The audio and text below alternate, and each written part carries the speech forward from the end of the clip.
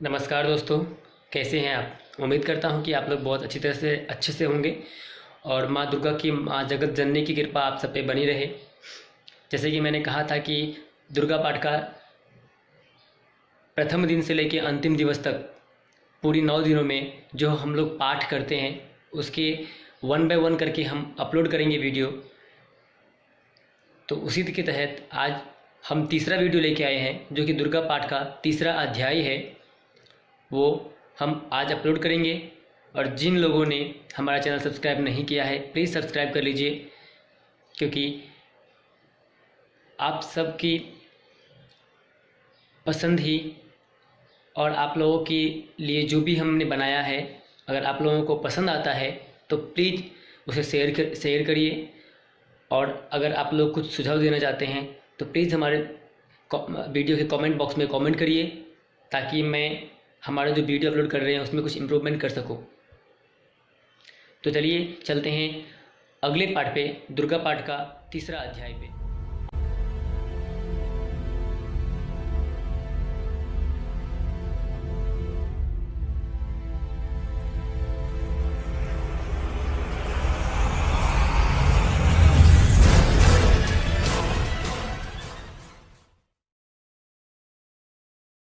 Hello दोस्तों, आज हम आपके सामने ला रहे हैं दुर्गा पाठ का तीसरा अध्याय, जो इस प्रकार है। सेनापतियों सहित महिषासुर का वध। जगदम्बा के श्री अंगों की कांति उदय काल के सहस्त्रों सूर्यों के समान है। वे लाल रंग की रेशमी साड़ी पहने हुए, उनके गले में मुंडमाला शोभा पा रही है। दोनों स्तनों पर रक्त चंदन की का लेप लगा हुआ है। वे अपने कर कमलों में जप मालिका, विद्या और अभय तथा वर नामक मुद्राएं धारण किए हुए हैं। 3 नेत्रों से सुशोभित मुखार रविंद्र की बड़ी शोभा हो रही है। उनके मस्तक पर चंद्रमा के साथ ही रक्तमय मुकुट बंधा है तथा वे कमल के आसन पर विराजमान है। ऐसे देवी को मैं भक्ति पूर्वक प्रणाम करता हूँ। बोलिए जय माता दी। ऋषि कहते हैं, दैत्यों की सेना को इस प्रकार तहस नहस होते देख महादैत्य सेनापति चिक्षुर क्रोध में भरकर अंबिका देवी से युद्ध करने के लिए आगे बढ़ा। वह असुर रणभूमि में देवी के ऊपर इस प्रकार बाणों की वर्षा करने लगा जैसे बादल में मेरुगिरी के शिखर पर पानी की धारा बरस रहा हो। तब देवी ने अपने बाणों से उसके बाणों के समूह को अनायास ही काटकर उसके घोड़ों और सारथी को भी मार डाला। साथ ही उसके धनुष तथा अत्यंत ऊंची ध्वजा भी तत्काल काट गिराया। धनुष कट जाने पर उसके अंगों को अपने बाणों से भीन डाला। धनुष, रथ, घोड़े और सारथी के नष्ट हो जाने पर वह असुर ढाल और तलवार लेकर देवी की ओर दौड़ा। उसने तीखी धार वाली तलवार से सिंह के मस्तक पर चोट करके देवी की भी बाईं भुजा में बड़े वेग से प्रहार किया। राजन, देवी की वहां पर पहुंचते ही वह तलवार टूट गई। फिर तो क्रोध से लाल आंखें करके उस राक्षस ने शूल हाथ में लिया और उसे उस महादैत्य ने भगवती भद्रकाली के ऊपर चलाया। वह शूल आकाश से गिरते हुए सूर्यमंडल की भांति अपने तेज से प्रज्वलित हो उठा। उस शूल को अपनी ओर आते देख देवी ने भी शूल का प्रहार किया। उससे राक्षस के शूल सैकड़ों टुकड़े हो गए। साथ ही महादैत्य चिक्षुर की भी धज्जियां उड़ गई। वह प्राणों से हाथ धो बैठा। महिषासुर के सेनापति उस महापराक्रमी चिक्षुर मारे जाने पर देवताओं को पीड़ा देने वाले चामर हाथी पर चढ़कर आया।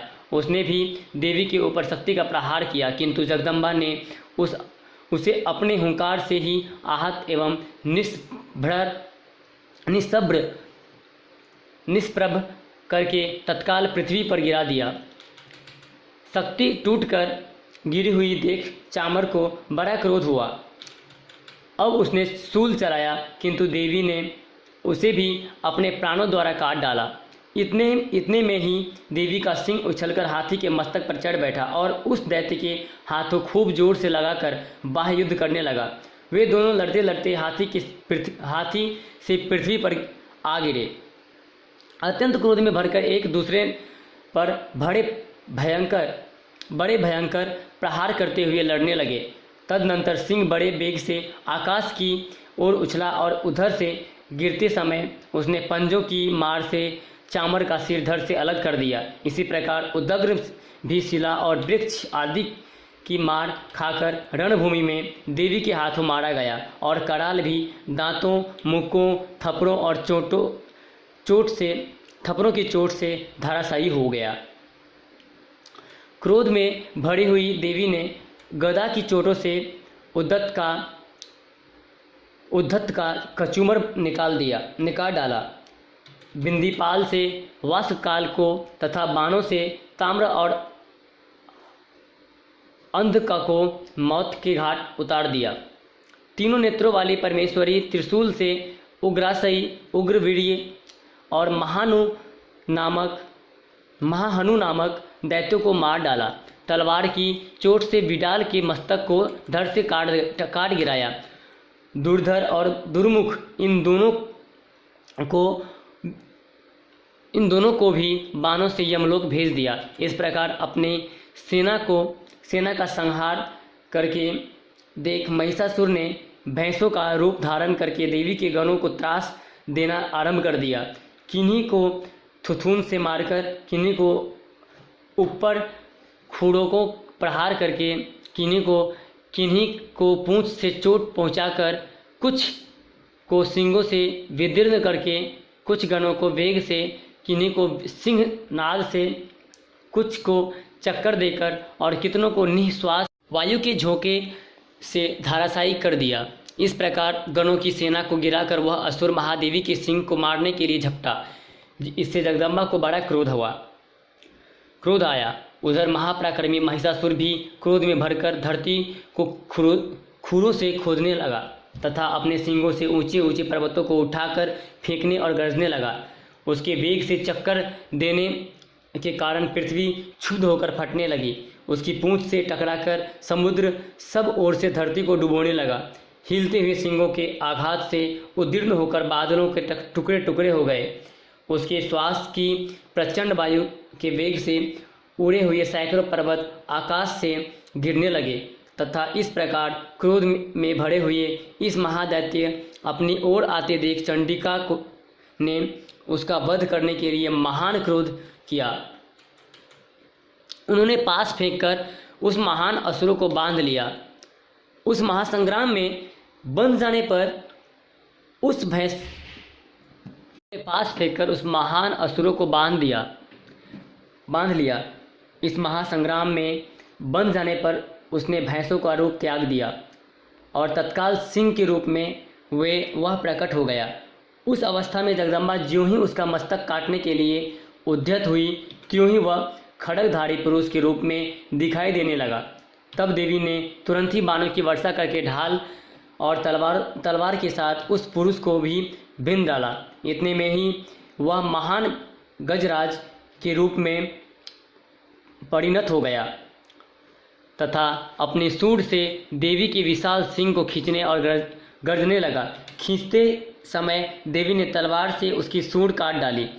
तब उस महादैत्य ने पुनः भैंसे का शरीर धारण कर लिया।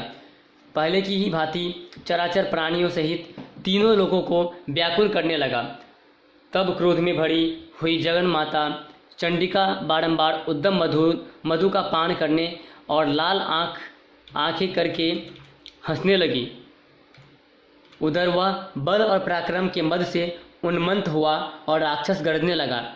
अपने सींगों से चंडी के ऊपर पर्वतों को फेंकने लगा। उस समय देवी अपने बाणों के समूहों से उसके फेंके हुए पर्वतों को चूर्ण करती हुई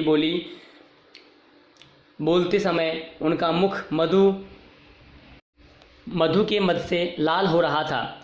वाणी लड़खड़ा रही थी। देवी ने कहा, ओह मुंड, मैं जब तक मधु पीती हूँ तब तक तू क्षण भर के लिए खूब गर्ज ले। मेरे हाथ से यही तेरी मृत्यु हो जाने पर अब शीघ्र ही देवता भी गर्जना करेंगे।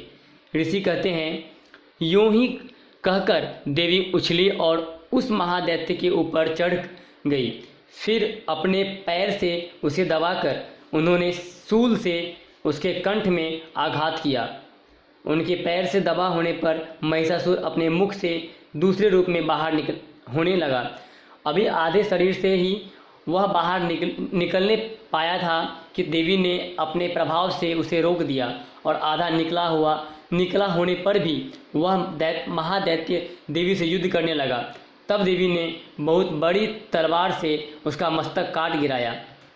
फिर तो हाहाकार करती हुई दैत्यों की सारी सेना भाग गई और संपूर्ण देवता अत्यंत प्रसन्नता हो गए। देवताओं ने दिव्य महर्षियों के साथ दुर्गा देवी का स्तवन किया। गंधर्वराज गाने लगे और अप्सराएं नृत्य करने लगी। इस प्रकार श्री मार्कंडेय पुराण में सार्वजनिक मनवंतर की कथाएं के अंतर्गत देवी महात्माएं महिषासुर वध नामक तीसरा अध्याय पूरा हुआ। जय माता दी।